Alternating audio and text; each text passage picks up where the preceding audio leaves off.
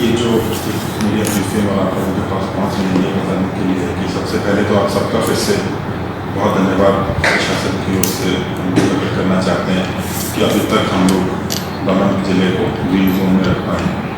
ये बहुत ही महत्वपूर्ण हमारी अचीवमेंट है कि हमारे पास अभी तक कोई भी केस पॉजिटिव नहीं आया और इसमें आप सबका जो सहयोग रहा है प्रशासन को, जो आप सब ने हमारे साथ हाथ से मिलाकर काम करा है, ये सबका जो आज स्थिति हमने बनाकर रखी है सामान्य स्थिति, इसमें आप सबका बहुत बड़ा योगदान है और आप सबको बहुत बहुत शुक्रिया, धन्यवाद।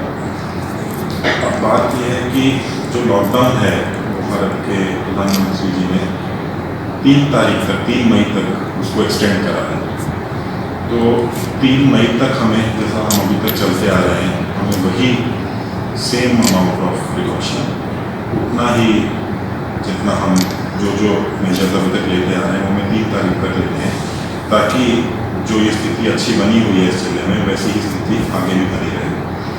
तो कुछ कन्फ्यूजन ऐसा चल रहा है कि 20 तारीख से कुछ रिलैक्सेशन, कुछ इसमें छूट लॉकडाउन में आने वाला है। तो सर, जो आपको मैं बताना चाहता हूँ कि जो छूट है ये सिर्फ इंडस्ट्री के लिए छूट है, जो पहले सिर्फ एसेंशियल इंडस्ट्री चलती थी। उसके अलावा अभी हम कुछ और इंडस्ट्री धीरे धीरे जो नॉन एसेंशियल भी है, जैसे जैसे वो लोग इंडस्ट्री का एप्लीकेशन आके परमिशन कलेक्ट्रेट से हम लोग इंडस्ट्री का पूरा एप्लीकेशन स्टडी करके देंगे, तो वो बाकी इंडस्ट्री में कुछ शुरू हो पाएगी। उसके अलावा किसी और चीज़ में कल से कोई भी और छूट नहीं है। जैसा आज की डेट में और जैसा पिछले 26 दिन में लॉकडाउन का जब से अनाउंस हुआ है तब से चलता आ रहा है, आगे भी 3 तारीख तक बिल्कुल वैसा ही चलेगा। कोई आप लोग घर से बाहर निकलने की किसी को कोई छूट नहीं है। जो अब तक दमन जिले का स्टेटस है वो ये है कि हमारे पास हमने टोटल जो है 83 सैंपल्स टेस्टिंग के लिए भेजे हैं, जिसमें से कि 67 सैंपल नेगेटिव की रिपोर्ट हमारे पास आ चुकी है और 15 सैंपल की रिपोर्ट हमारे पास आज शाम में कल सुबह तक आ जाएगी। तो और 1 सैंपल हमारा जो वो टेस्ट के लिए गया है, तो टोटल 83 सैंपल्स हैं हमारे पास। होम क्वारंटाइन हमने 260 लोगों को करा है, फैसिलिटी क्वारंटाइन 39 लोगों को करा है और बाकी हमारे अलग अलग जगह पे 103 लोग ठहरे हुए हैं जिन पे हम प्रॉपर निगरानी कर रहे हैं और उनका टेस्ट चेकअप का ख्याल हम लोग रख रहे हैं। जो एक चीज़ जो बहुत ज़रूरी मैं अब आपके साथ शेयर करना चाहता हूँ कि बहुत सा ऐसा सहयोग आप सब लोगों से मिल रहा है, और कुछ लोग ऐसे हैं जो इस माहौल में भी, इस शांति के माहौल में जो सब लोग सहयोग कर रहे हैं उसमें कुछ ऐसी चीज़ें कर रहे हैं जिनको कि अफवाह फैलाना जिससे हो सकता है, जिसमें लोगों का आक्रोश बढ़ाना हो सकता है, कुछ गलत खबर देना हो सकता है। तो आपसे ये मेरा विनती है कि आप लोग कुछ भी ऐसी चीज़ ना करें जिसमें कि कोई र्यूमर फैले। किसी भी चीज़ का पहले उसका ठोस चेकिंग करे के बिना आप लोग कुछ भी सोशल मीडिया पर अपलोड ना करें। तो क्योंकि अगर आप इस टाइम पर ऐसा कुछ करते हैं और वो सोशल मीडिया में कोई गलत खबर जाती है तो प्रशासन उस पर सख्त से सख्त कार्रवाई करेगा। बाकी DIG सब यहाँ पे हैं, वो कल के बारे में आपको जो कल से जो छूट मिल रही है उसके बारे में प्लस बाकी चीज़ें आपको जानकारी देंगे। कलेक्टर साहब ने बहुत डिटेल में आपको बता दिया है और जैसा कि कहा गया है 20 तारीख से जो भी रिलैक्सेशन होनी है वो केवल इंडस्ट्री से रिलेटेड है। आदरणीय प्रधानमंत्री जी द्वारा जो निर्देश दिए गए थे उसके अंदर ये था कि सभी स्टेट यूनियन टेरिटरीज अपने अपने स्तर पे जो भी रिलैक्सेशन देनी है वो डिसाइड कर सकते हैं, क्योंकि अभी तक हमें दमन की जनता से बहुत सहयोग मिला है और अभी तक हम दमन जिले को कोविड मुक्त रखने में दमन की जनता के सहयोग के कारण सफल रहे हैं। तो हमारा ये मानना है कि हमें इस प्रयास को अभी और कंटिन्यू रखना चाहिए जब तक नेशनल लॉकडाउन चल रहा है, ताकि हम इस शून्य स्थिति पर बने रहें और हमारे ज़िले में, हमारे प्रदेश में कोई भी कोविड का केस ना आ सके। अभी तक जो स्थिति चल रही थी, जो भी शॉप्स जिस टाइम तक खुल रही हैं एसेंशियल कमोडिटीज़ की, वेजिटेबल्स, सब्जी, साग भाजी और जो भी और राशन की शॉप्स हैं वो उसी समय तक खुली रहेंगी जो अभी तक कायम था। अगर कुछ इसके अंदर टाइमिंग के अंदर कोई रिलैक्सेशन होगी तो कलेक्टर साहब की तरफ से दोबारा एक बार सभी को इस चीज़ के बारे में बता दिया जाएगा कि ये टाइम एक्सटेंड किया जा रहा है। अभी के लिए वही टाइम रहेगा।